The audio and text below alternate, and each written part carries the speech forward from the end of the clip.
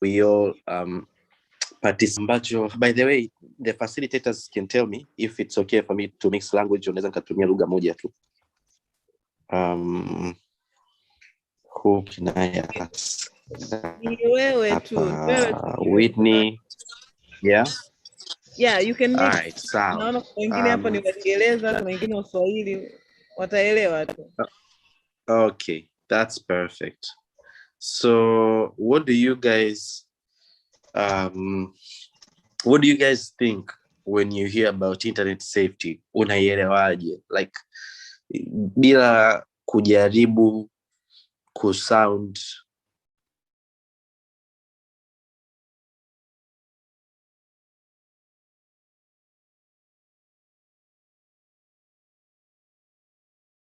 smart or to talk. Unaposikia kuhusu internet, yeah, speak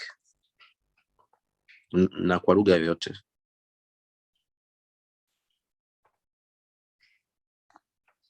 Mimi siongei mpaka mtu aongee. Ngoja nikusaidie. Nisaidie.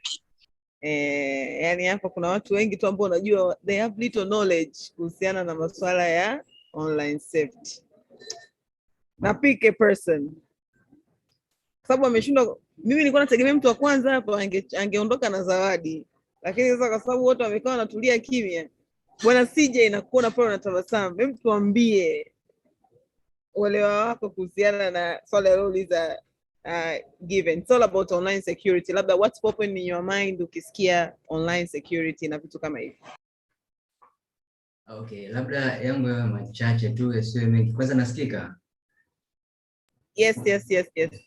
Okay, kuhusu internet security, mimi nadhani ni jinsi tunavyoweza kuwa secure. Sasa narudia neno lile, lakini vitu ambavyo tutakuwa tunavishare labda au vitu ambavyo tutakuwa tunaviweka tunavipost online, yani viwe safe bila kuingiliwa na watu wengine au bila kuwa bullied or something like that. Yani kila mtu awe free kuweza kufanya kitu chochote anachoweza kufanya bila kuwa interfered au kuwa distracted in some ways. Nadhani hiyo inaweza ikawa ni point yangu.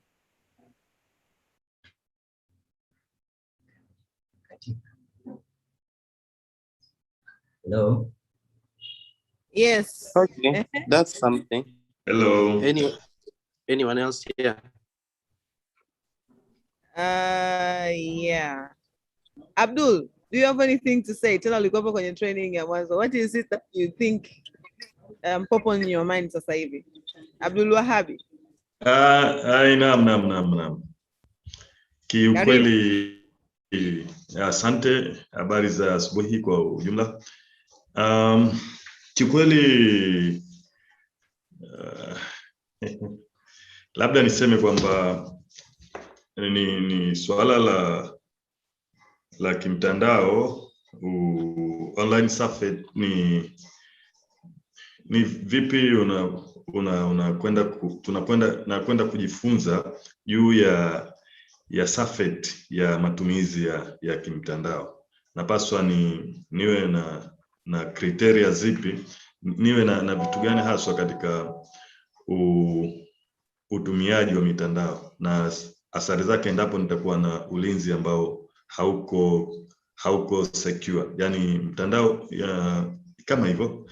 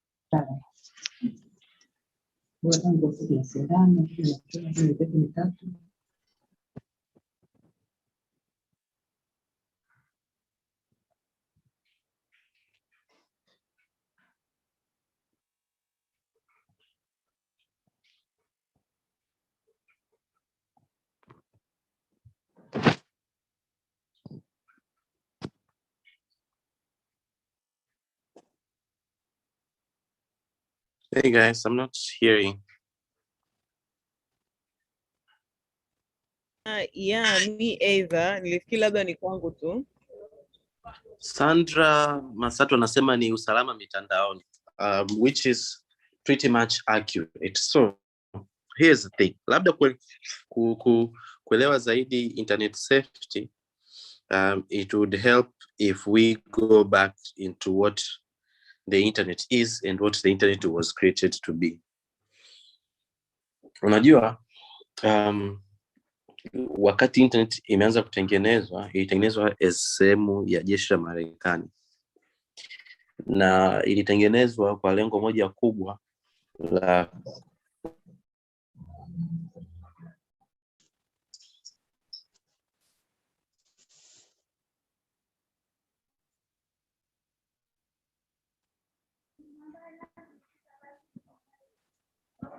kusaidia taarifa moja natuma file kwenda sehemu nyingine. That was the World Wide Web, Tim Berners-Lee. Sasa what happened baadaye ni kwamba internet ika-evolve, badala ya kuwa inatumika kiofisi zaidi, ikaendelea kuwa inatumika kijamii pia, kwa maana ya kwamba watu wakawa wanaweka website zao.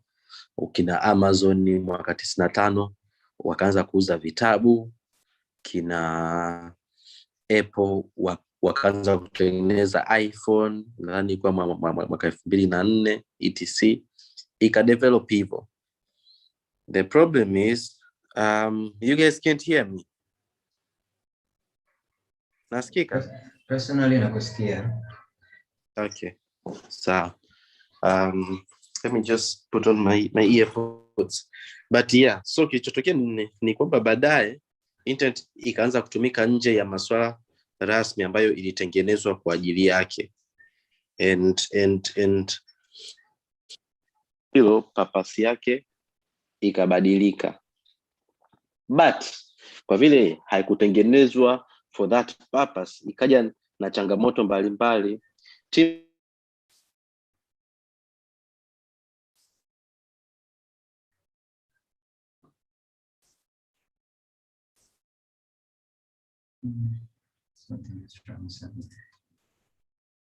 Berners-Lee, jamaa ambaye alitengeneza World Wide Web miaka 3 iliyopita, akaunti sasa hivi kingi tuliyoplan mara ya kwanza yamebadilika, na watu wanashare personal information nyingi online, which is making it tricky kwa wao kujilinda. Now the biggest problem is the fact that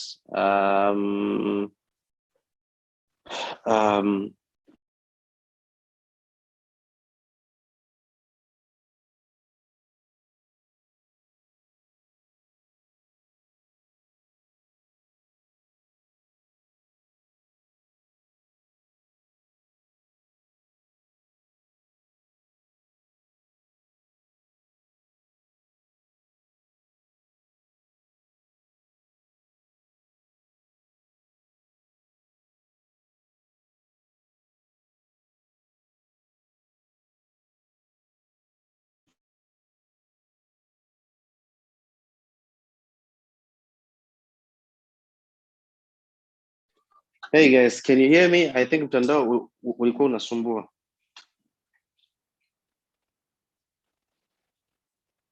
Hello? Kama una katika sio at some point afu unarudi. Okay. Unaweza kunisikia sasa hivi? Yeah. Perfect. I was saying changamoto kubwa ambazo zinafanya safety online iwe kazi zipo katika makundi makubwa mawili. Sawa. Zipo katika makundi makubwa mawili. Sandra, sijui unanisikia sasa hivi? Kundi la kwanza ambalo linafanya internet safety iwe ngumu ni biashara, or as I call it capitalism. Unajua makampuni haya yote ambayo sisi tunayatumia ya social media, Facebook, Twitter, Instagram, sijui WhatsApp, haya makampuni lengo lao kubwa ni kutengeneza hela. na kwa vile lengo lao ni kutengeneza hela, wana invest na wanawekeza sana kwenye kuhakikisha wanapata muda wako as much as possible, lakini pia wanawekeza kuhakikisha kwamba kila mtu anakaa online na anaenjoy. Haya mambo ya namna ya kuwalinda watu wanapokuwa online wanaongelea kama priority, lakini sio priority kubwa kama ambavyo ni priority kwa kutengeneza hela. Sasa changamoto yake ni kwamba simu zetu, website tunazotumia, they are designed kwa ajili ya kuwafaidisha wanaozitengeneza kuliko kumfaidisha mtumiaji, which means unapotumia internet, unapotumia social platforms, hakikisha kwamba whatever you are doing unafanya on your own accord and not because you are addicted, kwa sababu all these platforms zimetengenezwa kukufanya wewe uwe addicted to these platforms. Now this is important when we are speaking about internet safety, kwa sababu a big part of being safe is understanding the dangers around you. And one of the dangers that you may have is by missing out on things, to do productive things, unaishia kufanya nini? Kutumia mitandao ovyo. Na moja njia za kutumia ovyo ni kuruhusu muda wako kupotea. So, why is it a problem that these companies aim to put you on these platforms for long? The problem is that hawakutarget wewe peke yako ili utumie online. Wewe unaweza ukawa mtu mzuri na una shida, lakini kumbuka wanapotaka watu wawe online wanamtarget pia mtu ambaye anaweza kuwa ana nia mbaya, au mtu ambaye anaweza kukufanya maisha yako online yakawa uncomfortable. So what's the most important thing you should learn about this? Moja, monitor your time ambayo unatumia kwenye social media, kwenye internet. Hakikisha kwamba at no point unaacha kufanya shughuli za msingi you on social media, kwa sababu like I said mara ya kwanza, these platforms are meant kukuweka wewe hooked on social media. So one way for you to be safe is by making sure that you use these platforms and not that these platforms use you to increase sales. Ndio maana mwisho wa siku tunasema if something is free on the internet, you are the product. Yani ukiona kitu chochote unapewa bure kwenye internet, ujue kwamba wewe ndo wanakuuza. Ndio maana wanahakikisha kwamba unakipata bure na unakaa online ili baadaye waweze kumfuata given ambaye anauza sijui website, wakamwambia kuna huyu jamaa ukipost tangazo lako ukalilipia tutamfikishia mzigo. Natakisha kwamba tangazo lako linawafikia watu 10,000. Wanawezaje kusema kwamba wanafikia watu 10,000? Wanaweza kusema wanafikia watu 10,000 kwa sababu wameshakujua wewe. Wanajua kwamba huyu jamaa anakaa online muda huu na muda huu na muda huu tunaye. So in the end of the day tuweze kumfikishia tangazo. Ndio maana nikasema you should know kwamba in as much as hii mitandao inasema ina care about safety, their first priority is kutengeneza hela. So they work to keep you online. And for you to be safe, you need to be aware of that. So that is the first problem. Kwamba these platforms, they are businesses. The second problem ni watu. So kuna biashara ambayo ndio inaita changamoto, but then pia kuna upande wa pili wa nini? Watu. Unajua mara nyingi tunaangalia online kama kitu ambacho ni nje ya maisha. Utasikia maisha ya mtandaoni sio maisha halisi. But then pia mwisho wa siku watu waliokuwa mtandaoni ndio watu ambao wako mitaani. It's not like mnapoenda pale mnakutana na watu wapya, which means namna ambavyo watu wanabehave mtandaoni ndio namna ambavyo jinsi watu walivyo. Wazungu wana msemo mmoja wanasema give a man a mask and they will show you his true face. Yani ikifika hatua umempa mtu mask, umempa mtu kinyago ajifiche, hapo ndio anakuonyesha yeye ni nani halisi, hata kuliko akiwa na mask. Asa what the internet does is it's giving everybody a mask. Inampa kila mtu mask aweze kuingia online awe their true self bila kujulikana yeye ni nani. Alafu akirudi mtaani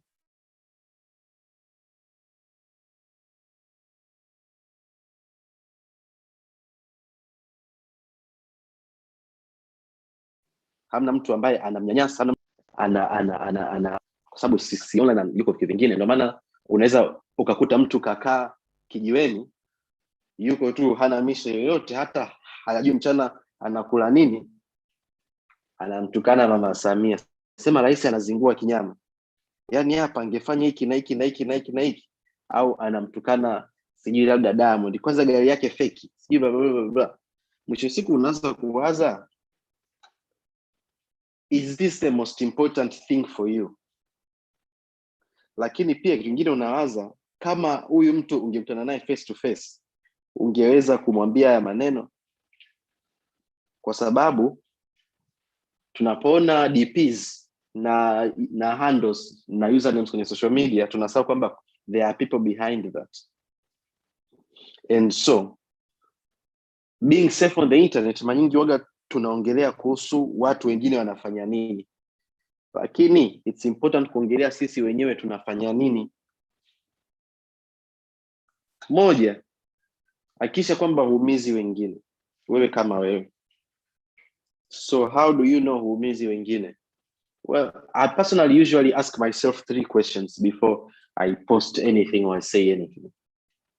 1, ni kweli hichi kitu ambacho nataka kukipost ni kweli? 2, ni lazima kisemwe? Kwa sababu kinaweza kuwa kweli lakini sio lazima kisemwe. Sawa. Alafu cha 3, ni lazima kisemwe na mimi.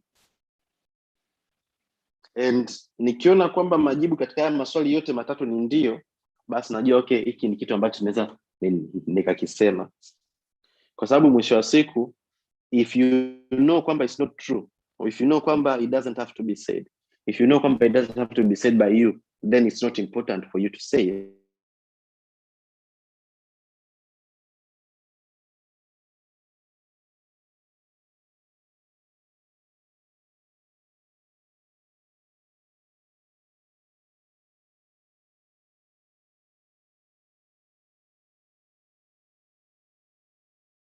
So hivi hawa watu 80 wanaweza kujaza uwanja wa Taifa na wengine wakakaa nje. Hivi nikisema niwaite hawa watu wote ndio wakajaza uwanja wa Taifa afu wote wakawa kimya wananisikiza mimi, ningewaambia hili jambo ambalo nataka kusema sasa hivi. Yaani wote wamekaa wananisikiza mimi, ningewaambia kitu ambacho nataka nikiseme sasa hivi. Na kama jibu ni hapana, hapo ndio ambapo na mimi inanisaidia kujua kwamba naweza nikawa ninatumia kinyago au mask ya mtandaoni vibaya, kusema kitu ambacho I know deep down I wouldn't be able to say. And you can think about it the same way. Hata kama una followers 100, hebu jiulize, hawa watu 100 wangekuja pale unapolala wewe ghetto nje wanakusikiliza, ungesema hicho kitu ambacho unataka kukisema kwa amani kabisa? Na kama jibu ni hapana, basi know kwamba you are about to become a victim of online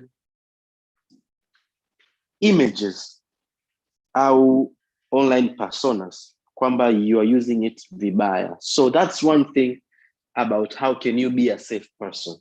Moja, make sure you don't say things that you wouldn't say in real life, kwa sababu you're dealing with real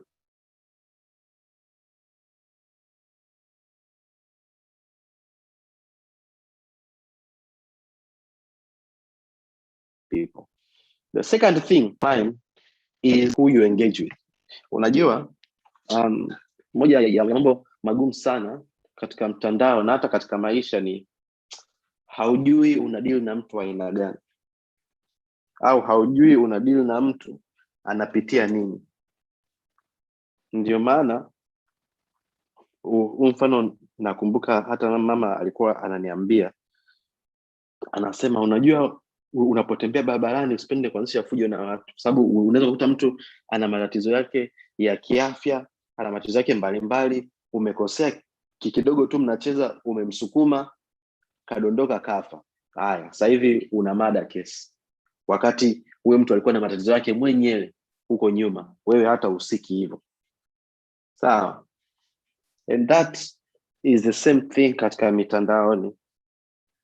Jamani, watu wanapitia mengi kwenye maisha, wanapitia changamoto mbalimbali, na sometimes unakuta huyo mtu either they are stressed, and kama they are stressed au kama they are not stressed, unakuta wana changamoto mbalimbali nyingine tu, either they are having a bad day, au labda in general they have traumas mbalimbali, or they are depressed. Kwa hiyo unaweza kusema kitu kama either utani, au unaweza kusema kitu kama labda umekasirika, then ukaishia kukuumiza mtu kuliko unavyodhani. So it's really important for you to kuwa emotionally intelligent, kuweza kumsikiza mtu au kumpima mtu to a point where unajua mtu ninayedeal naye sasa hivi I should deal with them hivi na hivi na hivi, sababu vinginevyo utaingia matatizoni. Yeah, so gauge the people that you deal with, hakisha kwamba haumuumizi mtu, and the best way you can do that is just always be on the safe side. Lakini pia, and this is just on a much lighter note, don't take things personal kwenye internet as much as you can, kwa sababu in the end of the day unakuta and this is something my mom also used to say, waga anasema saa nyingine auongei na mtu unaongea na matatizo yake yeye mwenyewe, yani wala hana shida, ni mtu fresh tu, ila matatizo yake sasa ndio yanamfanya hivyo vyote, labda anaropoka au anafanya vitu vya ajabu. Kwa hiyo yani vitu saa nyingine usichukulie vitu personal, and she usually says it kama utani, but she has a point kwamba sometimes people are not responding to you because of what you said or what you did. They're responding to you just because of what they are going through in life. So Freddie Q alishawahi kusema kwenye wimbo wake mmoja, alisema tusi hata kama ni la nguoni vipi, amini kwamba alikuhusu, linamhusu huyo ambaye analiongea, than it is about you. It doesn't say much about you than it says about the other person. So jaribu kutochukulia vitu personal, especially when you know kwamba that didn't have to be the response you got. So that is on one side. Na hii ni upande wa people, right? Just to finish kwenye upande wa people, and then we'll jump into upande wa technology. Kwenye upande wa people, upande wa watu, kuna kitu tunakiita cyberbullying, right? Na tunasema cyberbullying, ni vizuri kuelewa cyberbullying from the context of how we grew up with it, sisi kama sisi. Wengi wetu, I think, wakati tuko shule, the internet wasn't that good.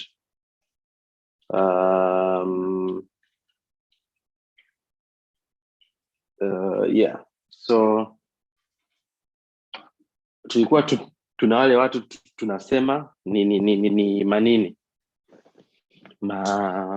wababe, ambao muda wa break unakuta wanakuzingua, au mara wanataka mpigane, au basically watu ambao mwenyewe ulikuwa unawaogopa, tunawaita mabuli. Now the problem is, tulivyokuwa shule, these things ended when class ended. Mkitoka shule ukarudi nyumbani, bullying imeisha. Unasema bora nimerudi sasa hivi yule jamaa hawezi kunionea.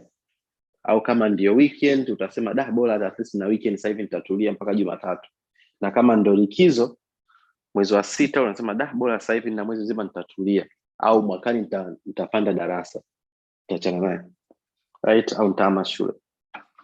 Now The problem with online bullying ni kwamba it doesn't stop unaporudi nyumbani au unapama kutoka eneo moja kwenda sehemu nyingine. It comes with you.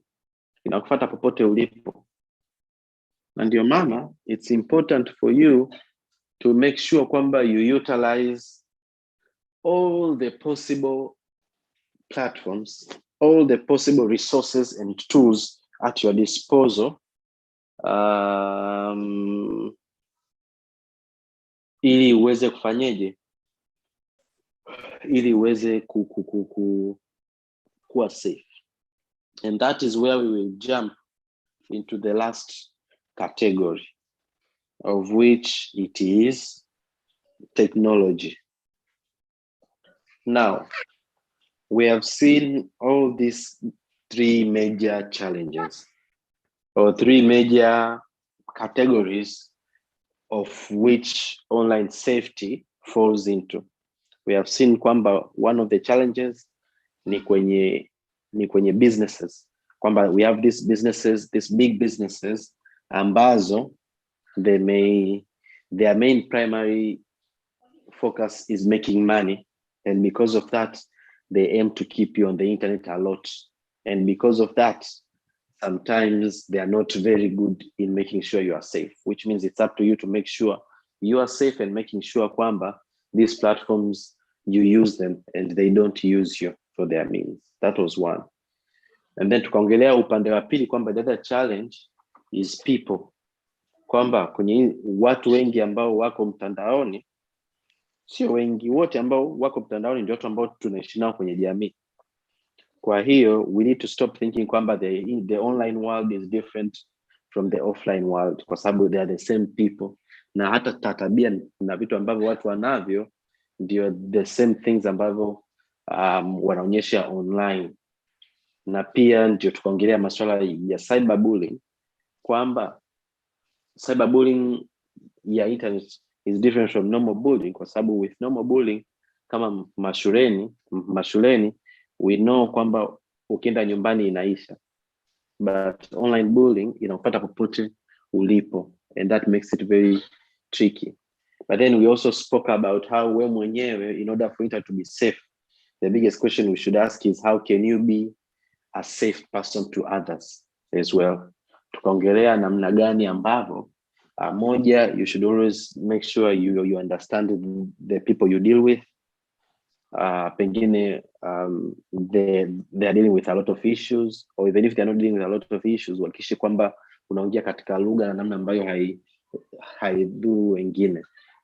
But then pia tukaongelea kwamba wakishe kwamba whatever you say is something that is genuinely wewe, that is authentic. You should ask yourself, is it true? Does it have to be said? And three, does it have to be said by you? Right? And then after that, we also spoke about digital challenges. Tukasema kwamba one of the technological challenges ni kwamba whenever you are online, all these tools and resources mbalimbali zilizokuwepo, zilizotengenezwa, ujitahidi uzitumie kufanya your online life to be safer and to be better. So, and that's where we spoke kwamba now we are going to jump into the technological tools and platforms that you can use to be safe. So that's what we are speaking about right now. Moja, use the internal systems ambazo hizi platforms zimeweka, ambazo nyingi they cut across. Sawa, tumia hizi internal platforms ambazo zipo, au tools. Mfano, let me give you an example.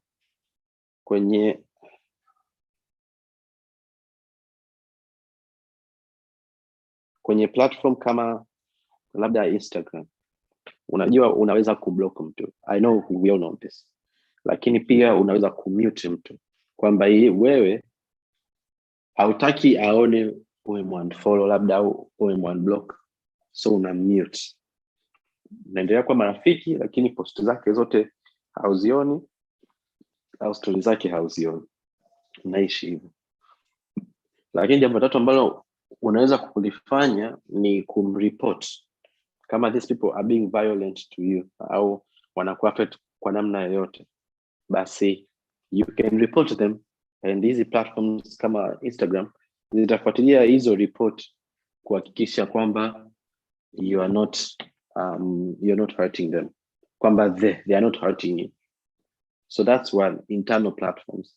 Na sehemu kama Twitter mfano, unaweza kumute mpaka maneno au mpaka hashtag mbalimbali. Unaona kwamba hii hashtag naona inanisumbua tu au inanichafulia timeline yangu, ngoja ni mute. Unaweka hashtag pale, unaimute, unaweka maneno fulani, labda wewe unasema mimi bwana, maneno tweet yoyote ambayo ina neno Manara naomba msinionyeshe. Basi unakuwa unaingia Twitter, unaona vitu vyako vyote kama ambavyo umeviseti wewe. Tweet fulani hauzioni, maneno fulani hauzioni, au hata mtu fulani una mute usione shughuli zake.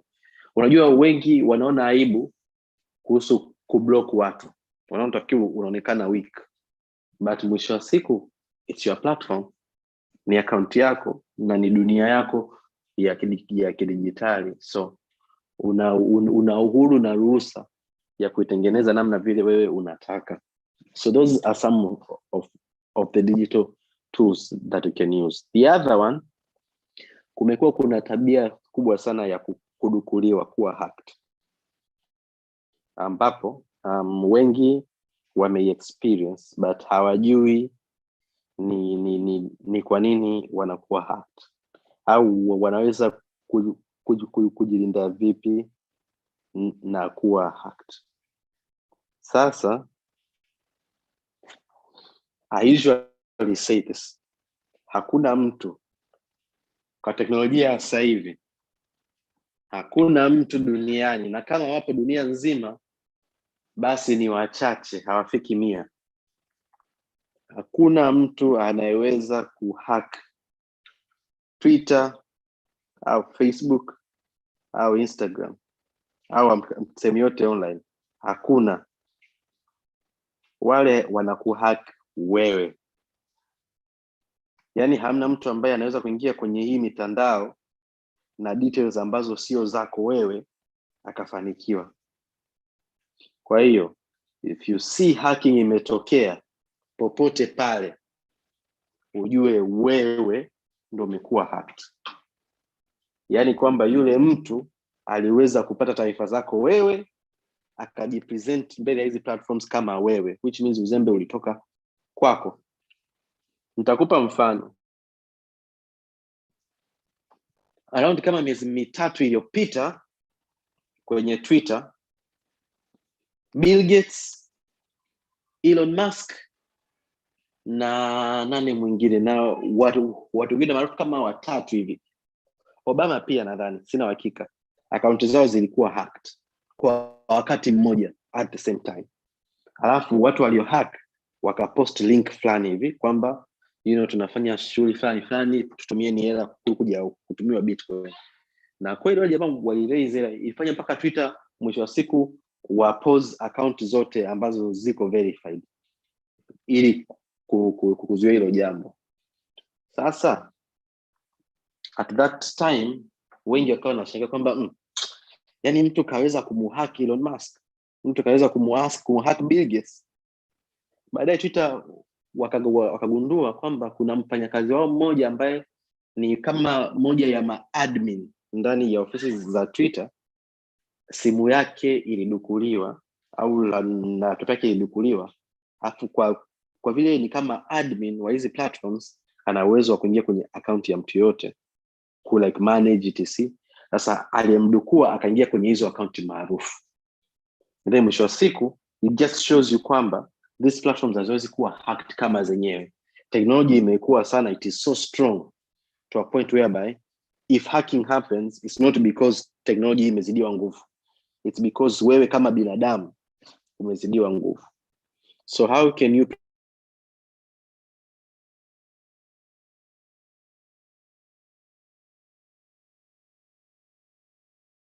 prevent yourself from being hacked? Ili uweze how hacking attack, right?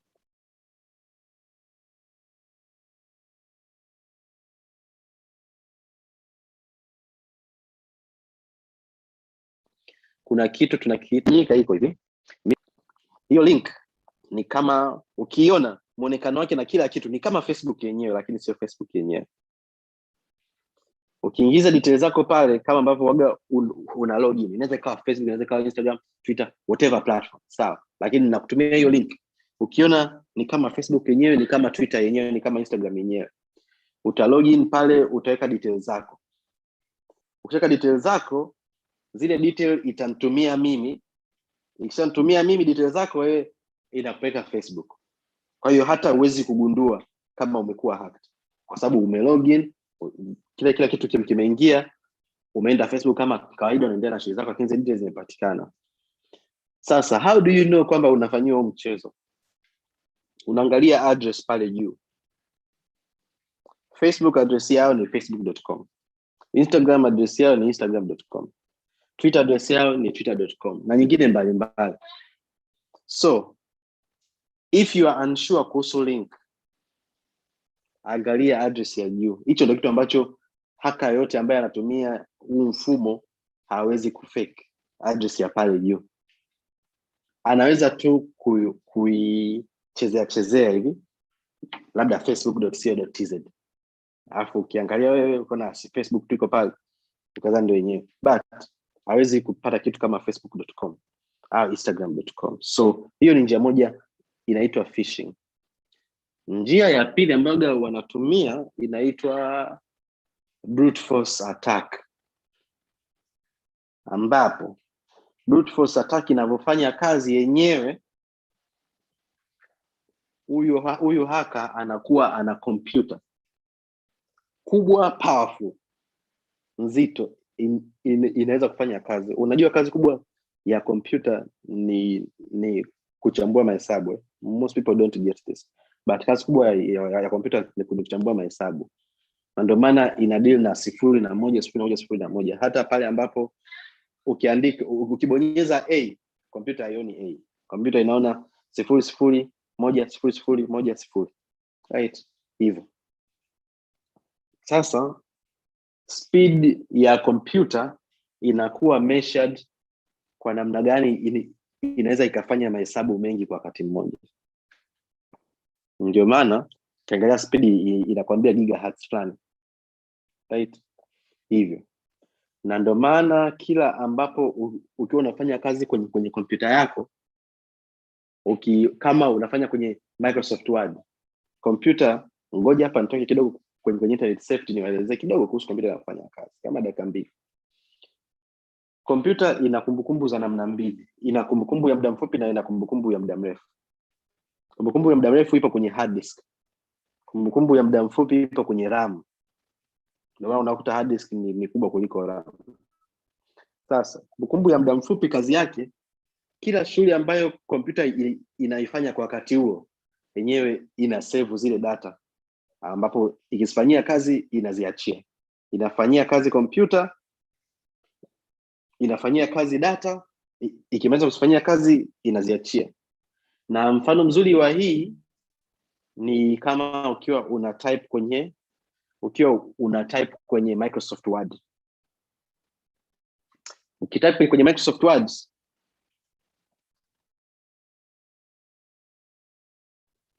kabla unapobonyeza save, control S, pale sasa ndio kompyuta inachukua vitu, inavitoa kwenye RAM ambayo ni kumbukumbu ya muda mfupi, inaiweka kwenye hard disk, kumbukumbu ya muda mrefu.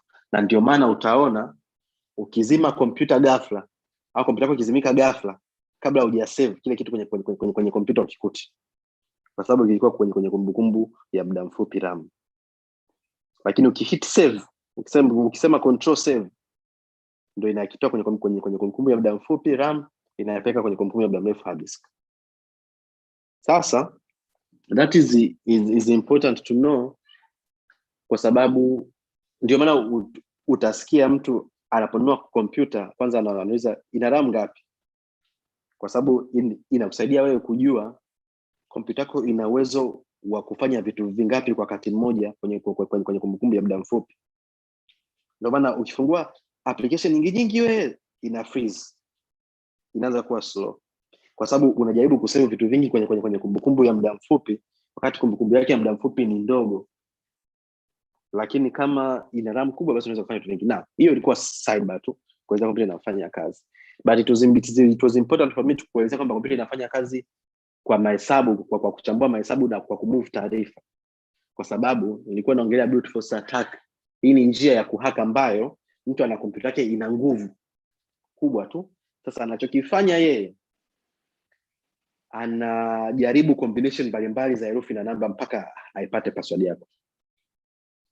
Anafungulia mashine, anaiacha, inachakacha, inajaribu namba tofauti mpaka ikipata password yako.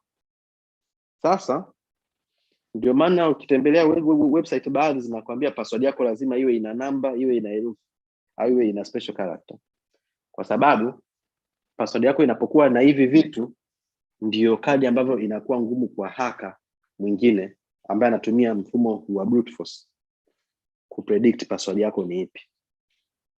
Password yako ikiwa labda ina herufi 4 alafu haina namba, haina special character, unaweza kukuta mashine inaweza kutumia kama wiki tu inapata password yako. Lakini ukichanganya herufi na namba, hapa password yako ikawa ina special character na zikawa ni zaidi ya 8, kompyuta inaweza kutumia hata miaka 70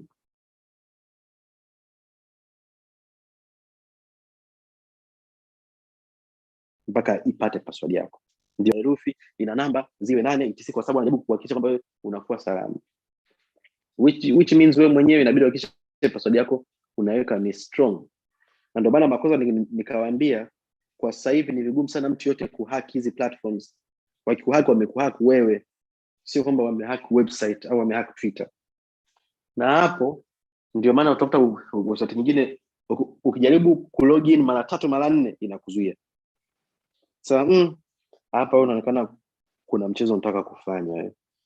Tumekutumia namba kwanza kwenye simu yako. Kama kweli ndio wewe umepata tu wengi unashindwa kuweka password, hebu kwanza tutumie hiyo code tulokutumia kwenye simu yako wewe, tuhakikishe kwamba kweli wewe ndio wewe, sio ni mashine tu. Na ndio maana ukitembelea website nyingine zikipata mashaka na wewe, au ili tu ziwe safe, zinakwambia solve captcha, chagua sijui bot ndo zipi hapa, sijui chagua nini na nini na nini na nini, kwa sababu kompyuta haiwezi kufanya hiyo kazi yenyewe. Si kazi yake tu inachakacha vitu afu inaweka, inachakacha afu inaweka. Kwa hiyo ukiambia isolve picha inashindwa. Ndio maana website nyingi kuweka security inaweka hiyo kwamba jaribu, hebu kama kweli wewe ni binadamu sio robot ambayo unajaribu kuhack, chagua kati ya picha hizi ipi boti, sijui mara sijui ipi ni gari hapa hivyo.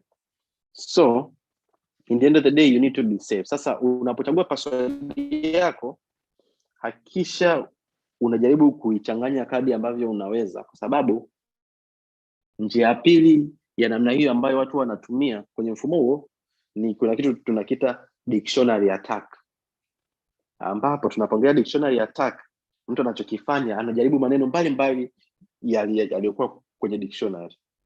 Sasa kama wewe password yako umeweka watermelon au umeweka chair, it's easy.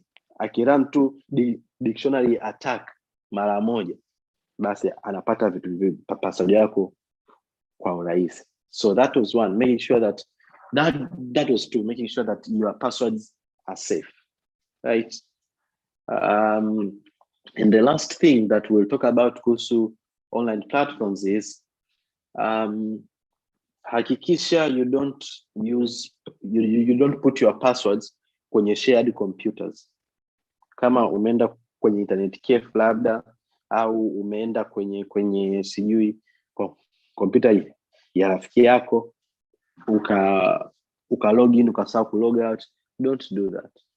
Don't put sensitive information kwenye computer ambazo sio zako. Lakini pia the other challenge of using other computers ni kwamba mtu anaweza kuhack kwa kutumia system moja ambayo tunaita keylogging, ambapo yenyewe inachokifanya, ukitype kwenye ile computer password yako, wewe pale kweli itaonyesha nyota zile nyeusi, lakini kwake yeye itamletea password yako neno kama neno.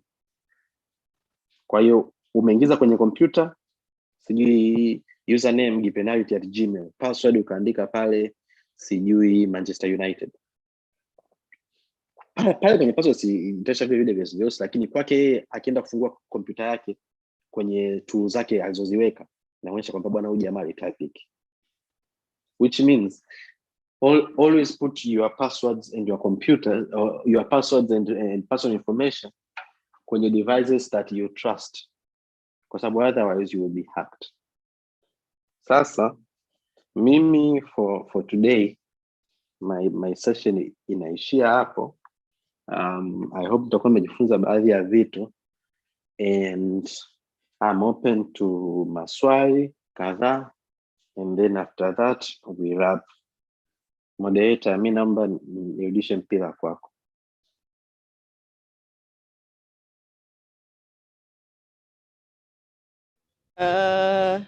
Asante Given. Hizo nondo kidogo zimekuwa nzito.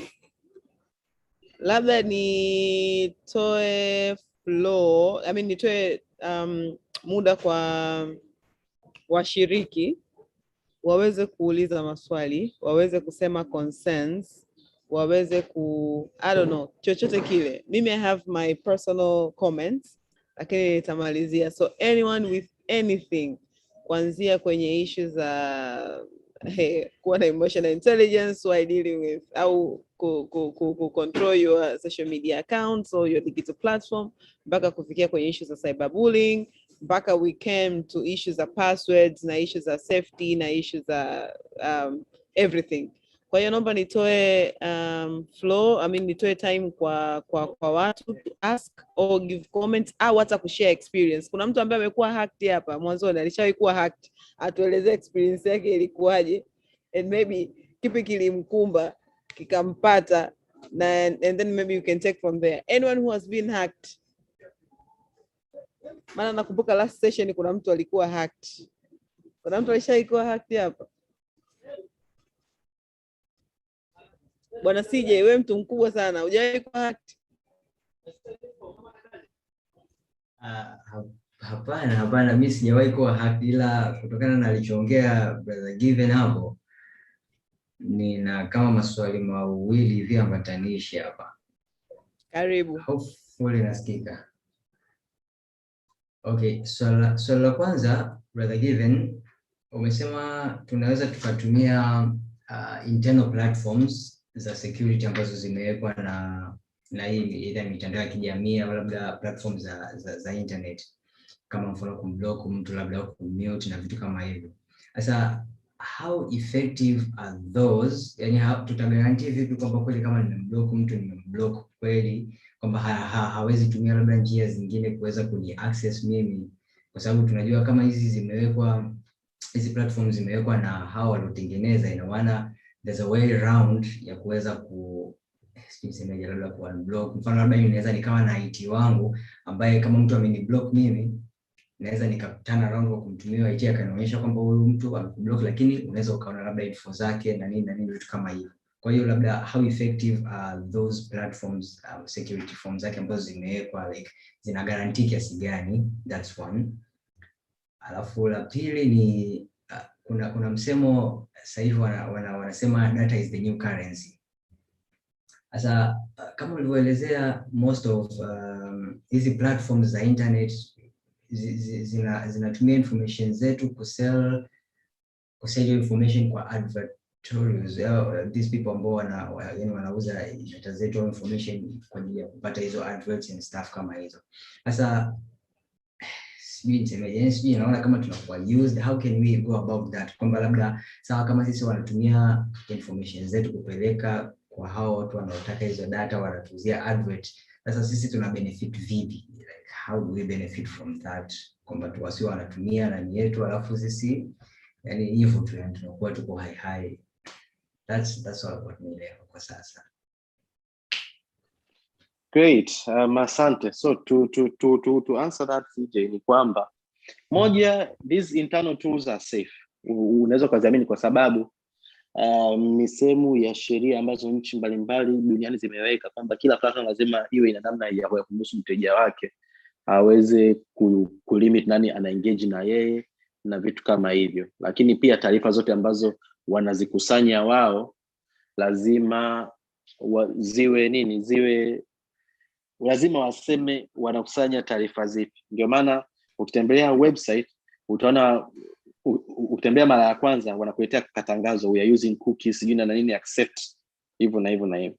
Hiyo yote ni sehemu ya wao kutii sheria zilizowekwa na nchi mbalimbali kwamba wasikusanye taarifa zote zile personal bila kukwambia wewe. So yeah, you can trust that. And the second thing, data is the new currency. Yes, it is. But mwisho wa siku it's about, okay, so mfano kama Facebook, ukitaka data zako ziwe private, kwa kupima thamani ya data yako inabidi ulipie at least $8 kwa mwezi, right? And then this was estimated kwamba kama unataka utumie Facebook bure, kwa wastani inabidi ulipie kama $8 hivi kwa mwezi, kwa sababu that's how much money they are making, that's helping them stay relevant na kukupa hizo huduma zote free. So platforms nyingi zinafanya hivi bure kwa sababu, like I said, if you're not paying, then you are the product. Yeah. Wanauza ndo wanaweza kujisustain. So it's just a matter of limiting information zako ambazo unazitoa, kwa sababu nobody obligates you to provide most of the personal information that you have. And pia kwa sasa hivi with how technology na sera mbalimbali za teknolojia zimekuwa duniani, you have the option and the opportunity to tell these platforms to not use your data. It's just up to you to kuingia kwenye website, kuingia katika internet ukagoogle vitu mbalimbali, labda how to stop Instagram from using my personal data. You'll find different ways you can do that. So it's just up to you kuamua. Yeah.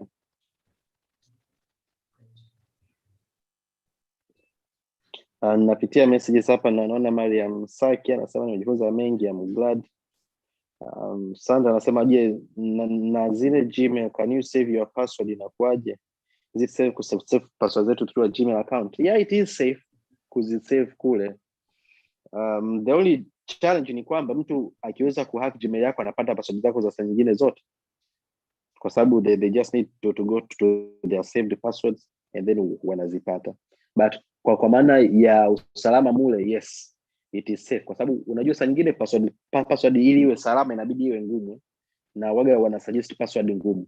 Kwa hiyo unaweza kutengeneza ile password ngumu, lina herufi, lina character, lina namba mbalimbali, zipo kama 16, and you can't remember them, but you want it to be safe. So unaitengeneza and then unaisave ili baadaye uweze login kwa urahisi. So you need that. You need to have it to save it. The only challenge is kwamba mtu akihack account yako moja, ina maana sasa ameshapata password zako nyingine zote. So you just need to think for yourself, either you save password zako zote automatically, and then baada ya hapo you just be careful with your main account, and then you choose how to proceed.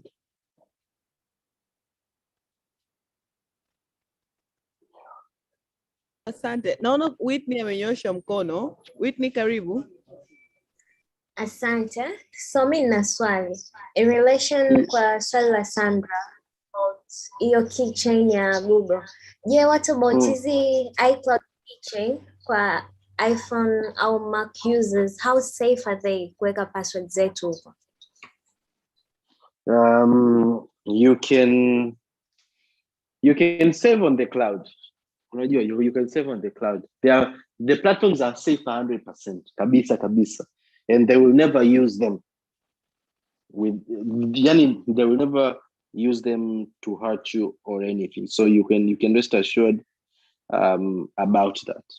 The only important thing for you to do is, again, just hakikisha kuwa unalinda akaunti yako binafsi.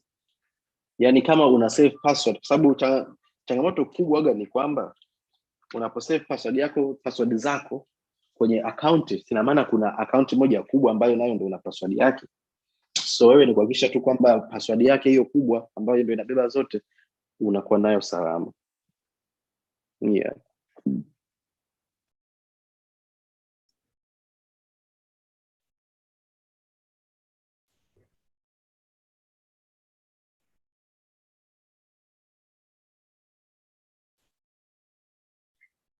Pia namwona CJ ameraise mkono. So CJ, karibu sana kuuliza swali. Okay, kuna this thing, unajua sasa hivi naona kama mitandao au internet kwa ujumla imekuwa so addictive, like muda mwingi, sio vijana tu, watu wengi yani wanakuwa wana spend muda wao mwingi kwenye internet. Is there a way to go about around that, yani tusispend muda mwingi sana, labda yani hiyo inaweza ikawaje hiyo, labda kwa ajili ya kuwa safe zaidi na mitandao, au labda just namna ya kuishi around katika iPhone. Kuna tool fulani kuna tools mbalimbali katika iPhone. Wana tool inaitwa screen time, ambayo ukionayo hiyo unaweza ukaiset kwamba mimi naomba hii simu iniruhusu kutumia Twitter nusu saa tu kwa siku. Baada ya hapo unapotumia huo mtandao au hicho kifaa kwenye huo mtandao, nusu kisha inakufungia, uweze kunalia tena. Android pia wanayo, nimesahau jina lake ni lipi, but wanayo pia ambayo unaweza kujilimit muda wako ambao unatumia either kwenye app fulani au hata simu tu, kuongea na simu una set mwenyewe. Yeah, I think it is helpful sana mambo ya screen time, kwa sababu I never knew that of course natumia iPhone, lakini sikufahamu kwamba ni applications ambazo nadhani kweli zinakuwepo, lakini ni vile tu labda we are not aware, hatufahamu kwamba zipo. Kwa hiyo and pia nyingi more about it. And pia nyingi wao zinakuja na simu to a point where wala hawahitaji kudownload application mpya. So kama hiyo screen time inakuja na simu, hata ya Android inakuja na simu. And then pia unaweza ku-restrict, kama mfano una share simu yako na watoto au na watu wengine, unaweza kulimit kama una share na mtoto, and then labda unataka kuzuia wasitembee mitandao ya phone for example, unaweza kulimit mtu kwamba okay, I'm limiting this phone isiweze kupata mtandao huu na huu na huu na huu, au isiweze kupata website hii na hii na hii na hii, au isiweze kupata kitu hiki na hiki na hiki na hiki. There are so many ways to set that that will make it so easy for you to be safe and the people who use your device.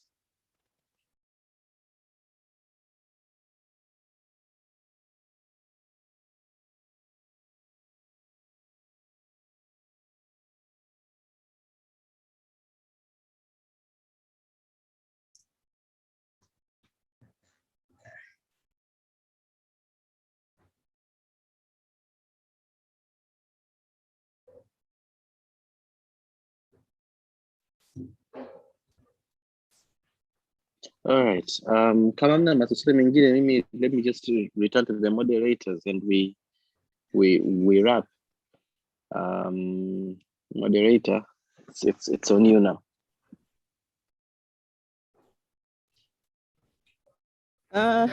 Yeah, thank you so much, Given. Actually, this sorry. This is another, tumepata chakula kingine ukiacha ile session ya mara kwanza ambayo tumefanya. So we have I personally nimegundua vitu vingi na nimejifunza vitu vingi. Nafikiri vitu ambavyo kwanza kaniviulize most wameuliza wenzangu. Maswali yangu makubwa yalikuwa kwenye issue za how especially tunaweza tukawa safe kwa kupitia hizi devices zetu hasa za simu, na hili swala la Gmail, kwa sababu unajikuta saa nyingine umefungua account zako fulani huko, inabidi kuna ile remember this password, una click pale remember pap. Kwa hiyo mimi najiona urahisi kwa sababu kila nikisema labda nataka kuingia kwenye hiyo page inakuwa tu rahisi, nikiclick nimeingia moja kwa moja, don't need tena kwanza kuandika my email au kuandika tena my password. Mambo mengine saa nyingine yanakuwa mengi na I forgot my password, kwa tunaona rahisi. So somehow nimepata clarification, japokuwa wasiwasi ndio akili. Nimeanza kidogo pia kwanza kuogopa kwenye hiyo remember this password. Yeah, I mean, naweza kaja naomba niingie hapo ukampa alafu ikawa changamoto. and you never know. As you said, nimekukoti vizuri sana mwanzoni, umezungumza kwamba the technology haijawahi kukosea wala haijawahi kuwa inefficient. Inamaanisha ni sisi wenyewe, ni sisi wenyewe ndo ambao tuna changamoto. Kwa labda mimi hiyo nimechukua computer nikampa mtu akachukua kitu akafanyaje, mwisho siku inakuwa hacked. So it's not the problem of the technology itself, rather ni sisi wenyewe, hizo information zetu zinakuwa zinatoka. Kwa hiyo we really need to be careful. Lakini pia swala la jinsi gani an online insecurity can cause offline insecurity, hiyo pia ni another issue ambayo we really need to adhere. Nafikiri hata kwa session ya kwanza ulicement, and this time na nafikiri hata kwa vijana wenzangu we really need to adhere this. Sababu unamkuta mtu kafungua peji zake kadhaa za kumtukana mtu fulani bila yeye anaona yuko very safe, ndio hayo mambo tena, kumbe fulani mwisho siku tukaja kucycle bwana, ile peji ya kigogo ni ya mtu fulani, inakuwa ni changamoto. Kwa hiyo thank you so much. Labda nitoe nafasi tena nyingine ya mwisho for 2 minutes kwa labda kuna swali Sandra aliuliza kwenye chat, anasema na je, nawezaje kuwasilisha maoni yangu mtandaoni juu ya mambo mbalimbali ya kimaendeleo pasipokuwa bullied? Well, one thing that you can do is by ensuring kwamba you do not come off as offensive. Usije na labda maneno ya kejeli etc, kwa sababu nobody likes kulaulika. But then pia njia nyingine ambayo unaweza kuitumia is badala ya kuweka kama maoni, weka kama swali, and then allow the other person to tell you what they think. Mfano kama unataka kusema Tozo haifai, familia nyingi ni za kimaskini, serikali inakosea, put it as swali. Lakini kuhusu hili swala la Tozo, how about familia za kimaskini ambazo zinashindwa kulipia hata ada? Hauoni kama inaweza kufanya maisha yao yakawa magumu zaidi?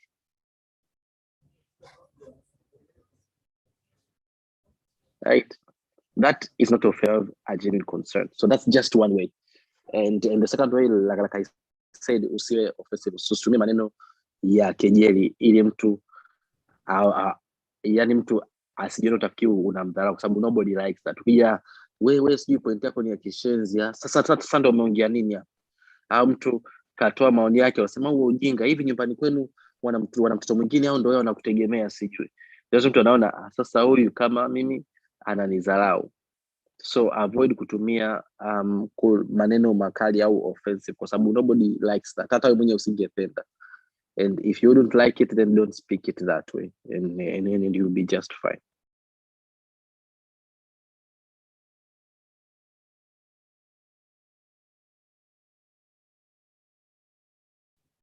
Given we lost you. No, I was on mute. Nilikuwa nimemaliza. Okay, sawa. Jamani wapendwa katika Bwana, Shiana leo tumepokea sawa. Sasa nafikiri ni wrap up. Mimi kwa upande wangu ni those were my comments, like final comments after this session. What are my takes? Ni hivyo vitu vitatu ambavyo nimevizungumza.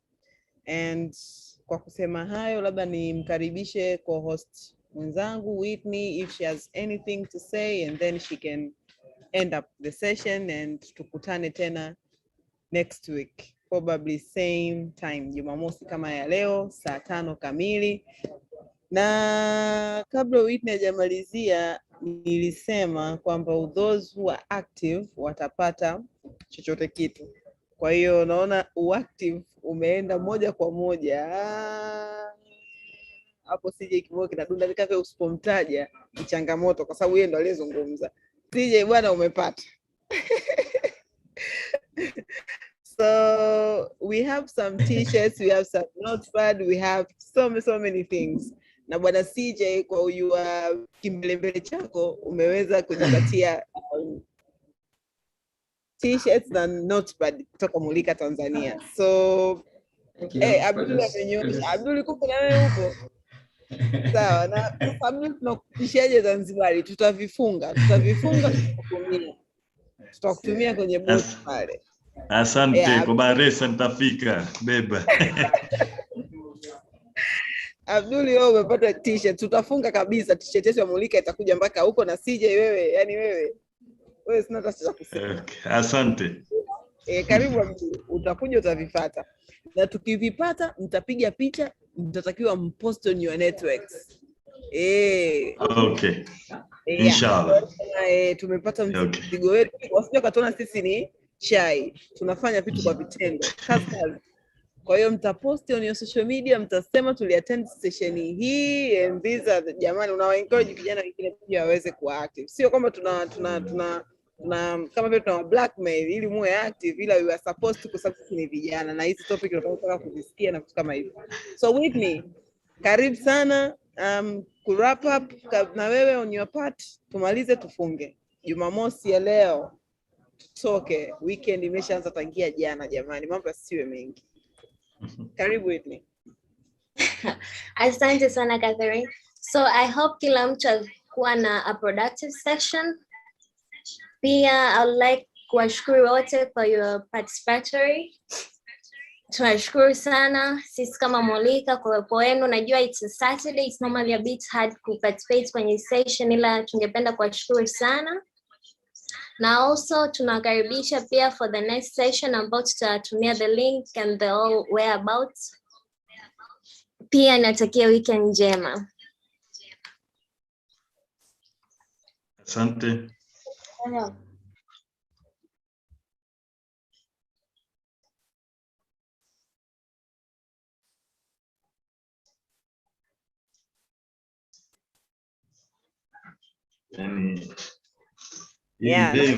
Tutakutana Jumamosi ijayo 5 kamili kama kawaida.